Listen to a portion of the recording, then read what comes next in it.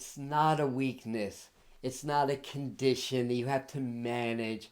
It's your superpower. So in this video, I'm going to share with you 11 signs that you are a powerful spiritual empath. And at the end, I'm going to also share 5 steps that you can take to safely awaken and navigate your abilities in a tough world that's changing. So this is Adam of AdamBetweenTheWorlds.com. And if you like this content, please like it and give it a thumbs up. That way YouTube will share it with more people. So without further ado, before we dive in, please write down in the comments below, my sensitivity is my superpower.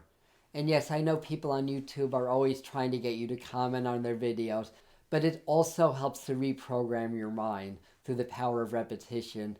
Because you see, there is a shadow aspect to considering yourself an empath, because you might start to feel like I'm too sensitive, or I'm vulnerable, or I have to be careful, or people's energies upset me. And it really can negatively impact your life. The truth is that your sensitivity really is your superpower. Like Jesus said, the meek shall inherit the earth. Meek does not mean weakness. Meek means powerful. A meek person's a warrior that chooses peace over battle when possible. So just write that down in the comments. Write that down in your journals, that my sensitivity is my superpower. Now, I have to say before I talk about the 11 sides that I'm not really big on labels. I had my awakening when I was 19, and then as time went on, the word empath started to become very popular, and then everybody and their mother was an empath, and people that called themselves empaths I still thought were very different from me. They didn't have the same sensitivity, they didn't experience the same things. So I figured there's got to be different types of empaths. And I did further research, and apparently there are. And the one that came closest, like I said, I don't like labels, but the one that came closest was called the Heyoka Empath, which in a Native American dialect means the divine clown or the divine fool. But there's different kinds of humans. Being highly sensitive is one kind of human. The main thing is that empaths heal. Empaths are masters of energy. And if you embrace your gifts and don't feel you're too sensitive, but see it as your power, then you can start to master energy, master your life that way. Here are the 11 signs, along with some things that you can do to overcome or negate any challenges around your sensitivity and to enhance the strengths. If you can take at least 6 of these, you definitely have at least some empathic abilities and that you're highly sensitive.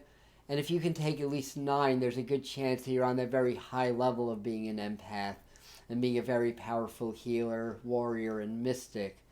Now, there's more than 11 signs.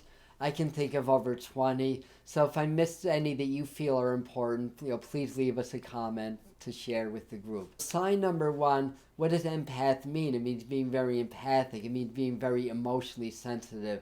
So the ability to feel emotions, to sense people's emotions, to feel emotions in your body from other people, to know what people are thinking and feeling, it's definitely a sign that you have empathic abilities. People that are empaths that have sign number 1 are very good judges of characters, and they are natural lie detectors.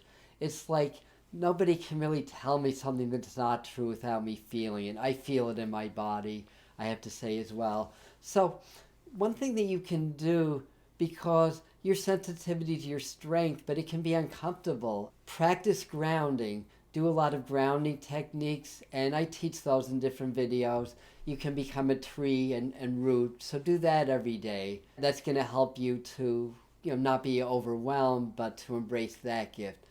So sign number 2 would be certain physical traits. Like one example is that empaths tend to always look young for their age. I'm 62, and I was proof till I was in my 30s, and when I was a teenager, people still thought I was a little kid. So that's one trait. Having kind of softer features, soft skin, soft hands. In palmistry, soft hands are taken as a sign of refinement and sensitivity.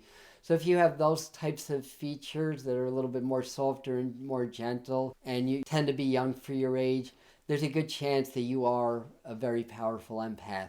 Sign number 3 are certain health issues that empaths can be very vulnerable health wise, and there's a strong tendency to have autoimmune types of stuff. Like I've had a lot of allergies. Um, Sometimes empaths have weight issues, gain weight easily. Obviously, not me, but some do if you're genetically predisposed, because when you're sensitive and it's uncomfortable, your body responds by putting that extra layer around, and it's hard to lose that. So often there's a strong sensitivity to certain foods, to drugs. There tend to be a heightened nervous system. The thing to do with the health related stuff, if you have that, is develop your mind, develop your ability to heal yourself. Our minds are responsible for at least 90% of our illness, and it's usually the programming. And I've actually healed 2 autoimmune conditions, that are incurable, that I had since a baby. With mind over matter, I've healed them, and I've had other medical miracles. So you can definitely do that. But if you have those types of sensitivities, there's a good chance that you're very powerfully empathic. Sign number 4 is that you tend to be drawn to nature and don't really like to be around crowds of people. And the reason for that is that nature is very soothing and very natural, and it enhances our vibration. So if you're empathic, you really feel that. But people, especially in groups, can be very kinetic and very chaotic and confusing, and negative also. So there's a tendency to not want to do that, or not want to be around a lot of people. And you may find that animals are attracted to you, like cats, dogs, babies are magnetic to me.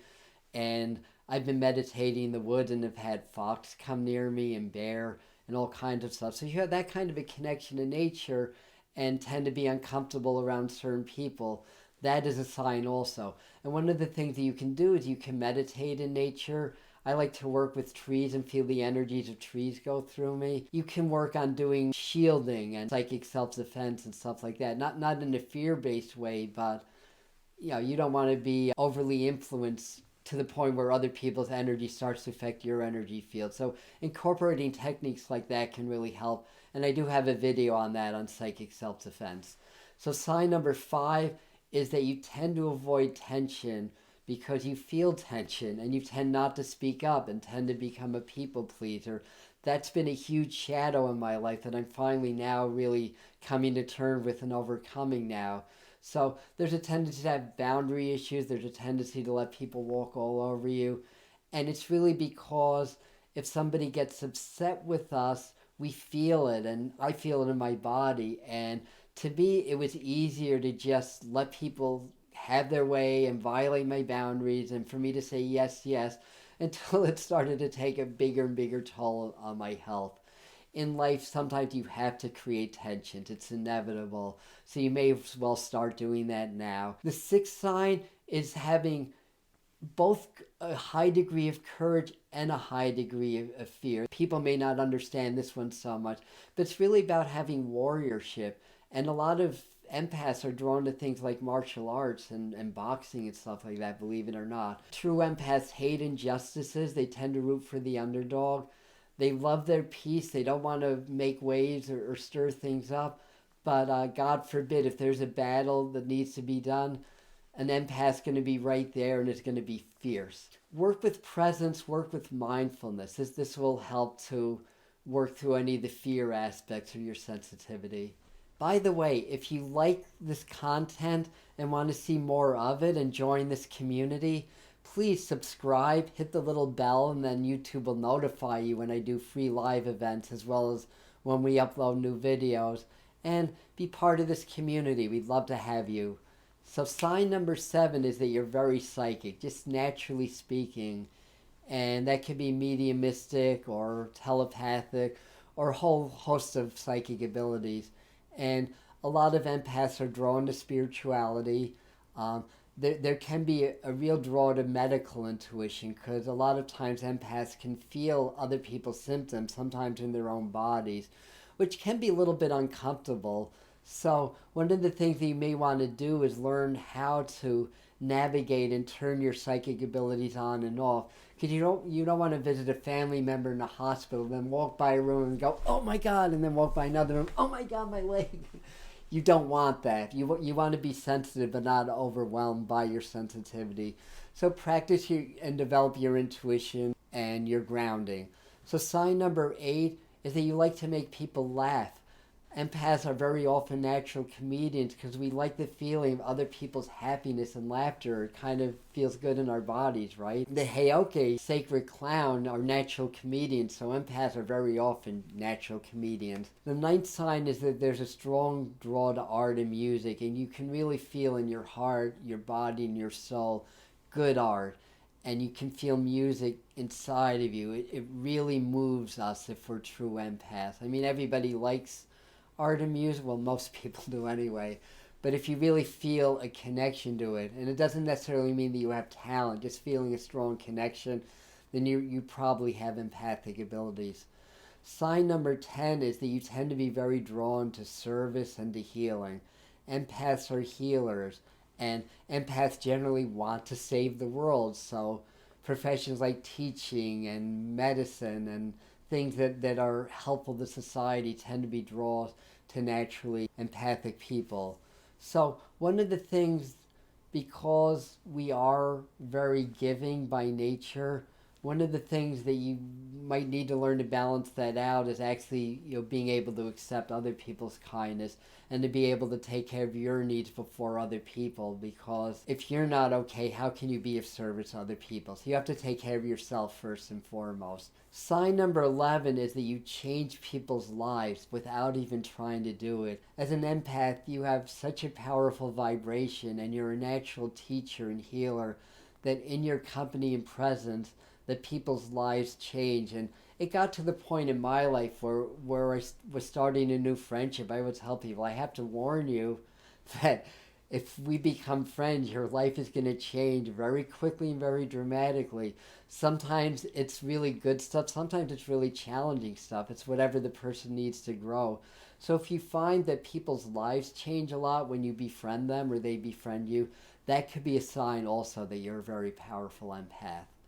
We are natural teachers of life. We tend to have a very special mission in life. So, being empathic, it's a gift. It's not, again, a challenge or a condition.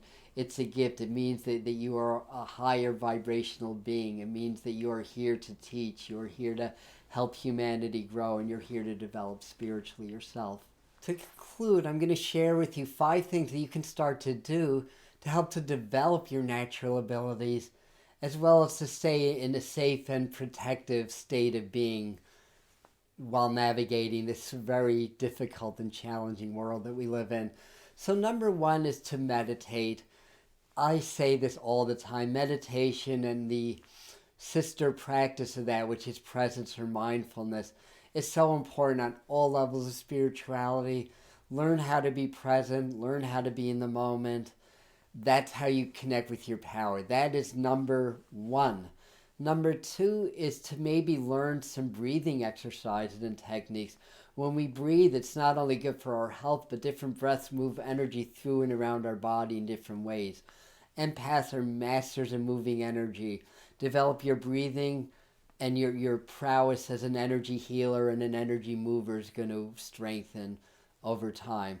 Number 3 is to learn actually through practices like, say, Tai Chi or yoga or Reiki, learn how to connect with energy and move energy, like learn those arts.